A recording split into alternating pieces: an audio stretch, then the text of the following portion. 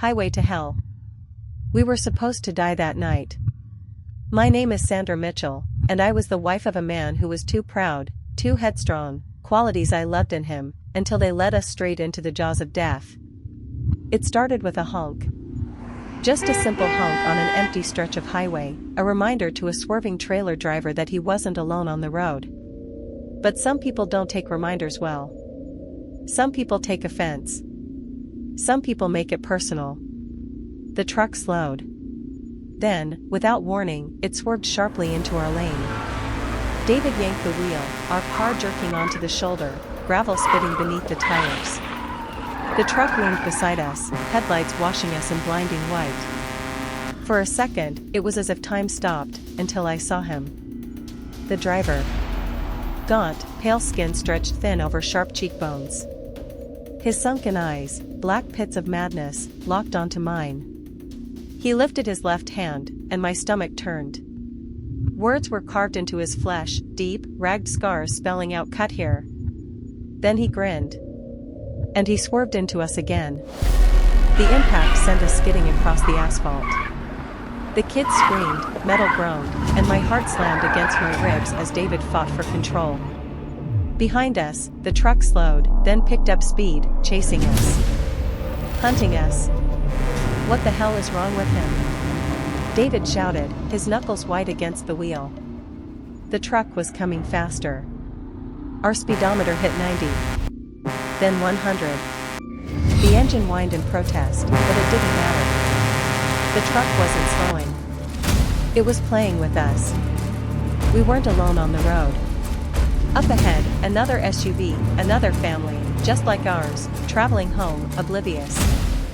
I waved frantically, screamed at David to flash the lights, but it was too late. The truck swerved into them. Metal shrieked, glass exploded. The SUV flipped, rolling like a tin can, bodies flung into the darkness. A sickening crunch as it landed, then silence. Silence so thick it pressed against my ears. "Oh my God," I whispered. But the truck wasn't done. It veered back toward us, headlights glowing like the eyes of a demon, its massive grille a gaping maw waiting to swallow us whole. David made a split-second decision. He spun the wheel, the tires screamed in protest, and we shot down an exit ramp. The truck followed. Then, suddenly, it was gone. For the first time in what felt like forever, the road behind us was empty. No blinding headlights. No roaring engine. Just darkness. David drove in silence, his hand still trembling on the wheel. I dared to breathe. "I think we lost him," he murmured. I wanted to believe him. The kids were quiet, curled up in the back seat, their small bodies exhausted from terror. Megan had her head against my shoulder, eyes half closed. Mile after mile passed. 4 miles. Then 5. A strange, fragile hope flickered in my chest. Maybe it was over. Maybe he had gotten bored. Maybe. A distant glimmer in the rearview mirror. Headlights. David's breath hitched. I turned in my seat, my stomach twisting into knots. The truck was back. And it was coming fast. We pulled into a rundown gas station in a desperate attempt to lose him. The place was barely lit, the neon sign flickering like a dying heartbeat. An old clerk sat behind the counter, barely glancing up as we stumbled inside. "Call the police," I gasped, clutching Megan to my chest. "There's a man trying to kill us." The clerk stared at us, unmoved. Either she didn't believe me, or she'd seen too much in her time to care.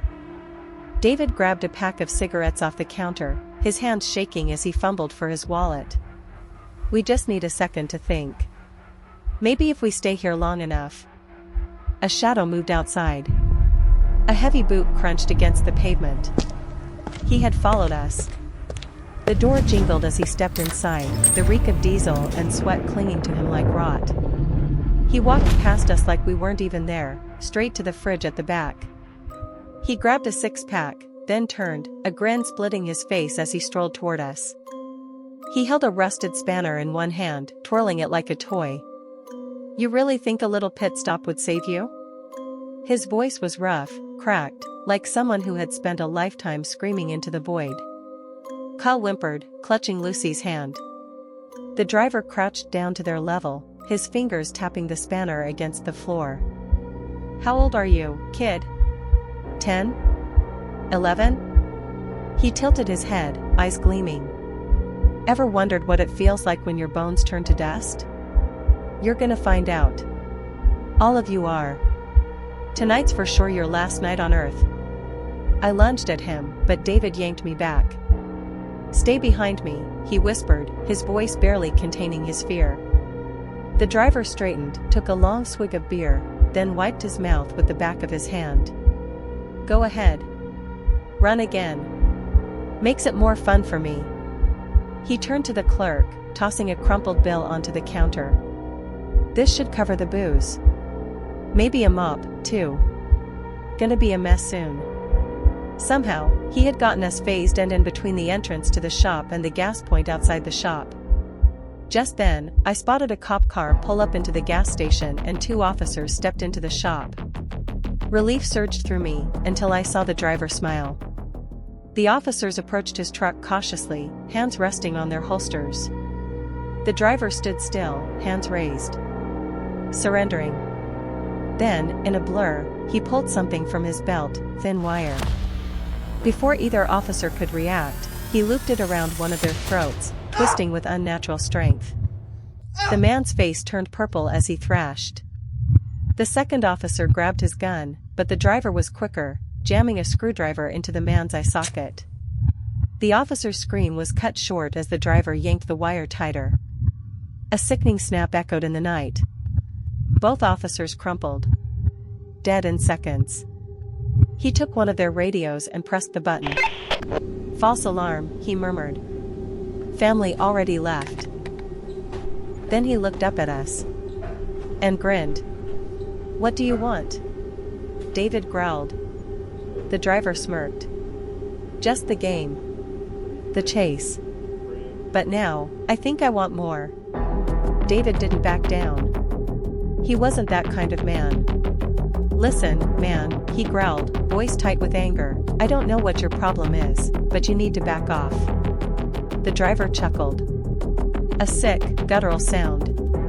He took another swig of beer and wiped his mouth with the back of his scarred hand. His other hand? It gripped a rusted wrench. He turned his gaze toward the kids. You know, he mused, almost to himself, not many people get to know when they're gonna die. Most just get snatched away. But you? He pointed the wrench at David, then at the kids. You get to sit with it. You get to feel it coming. The kids screamed.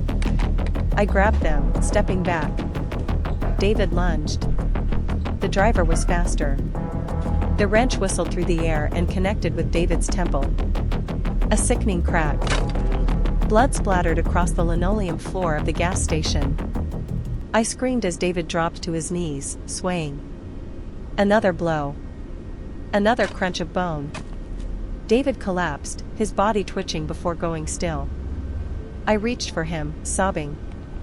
But the driver loomed over me, wrench dripping red. That's one. The cashier stood frozen in horror, her hands raised.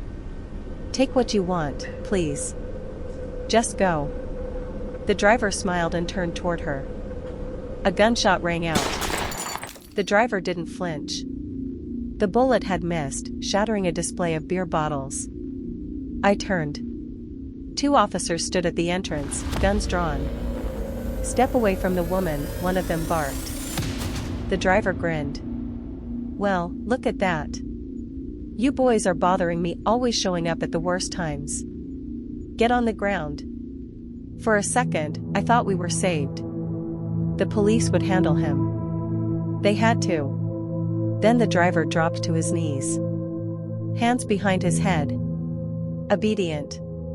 The officers exchanged a glance and moved in. It was a mistake. The moment they got close, the driver lunged. He grabbed the first officer's gun arm, twisted it until I heard a sickening pop. The officer screamed.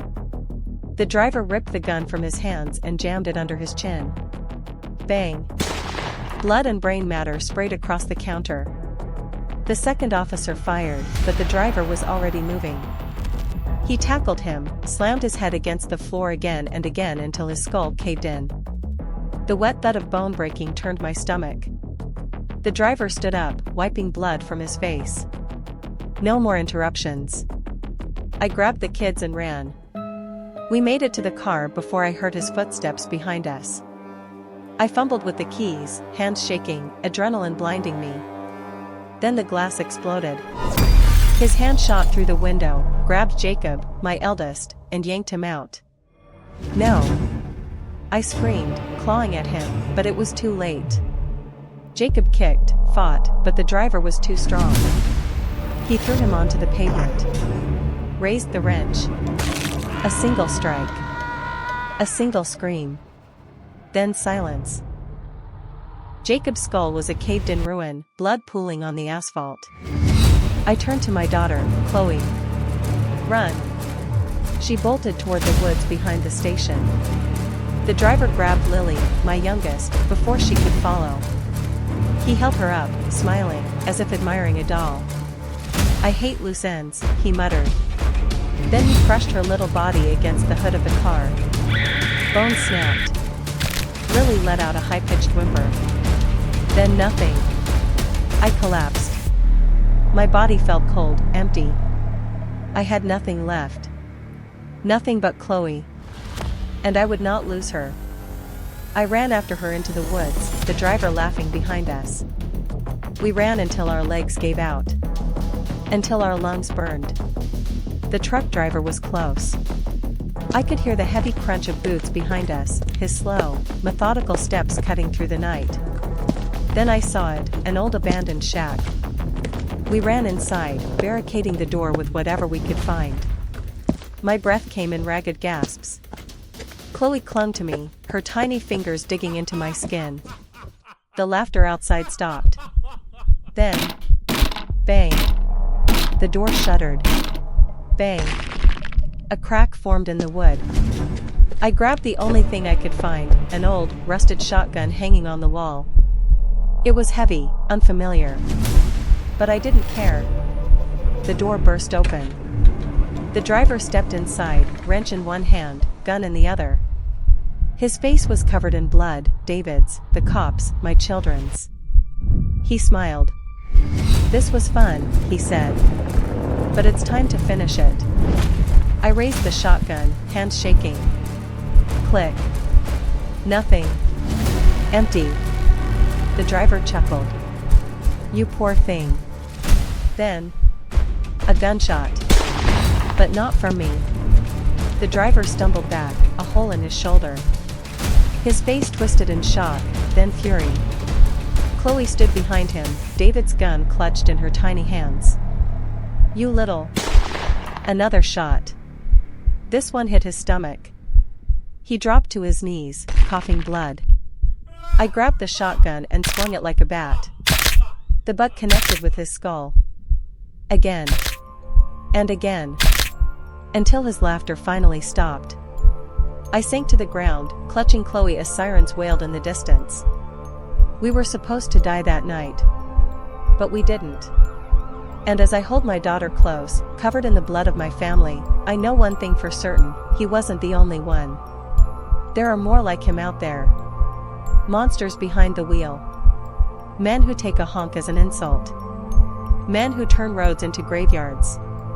I pray you never meet one. Because if you do, you won't be as lucky as us.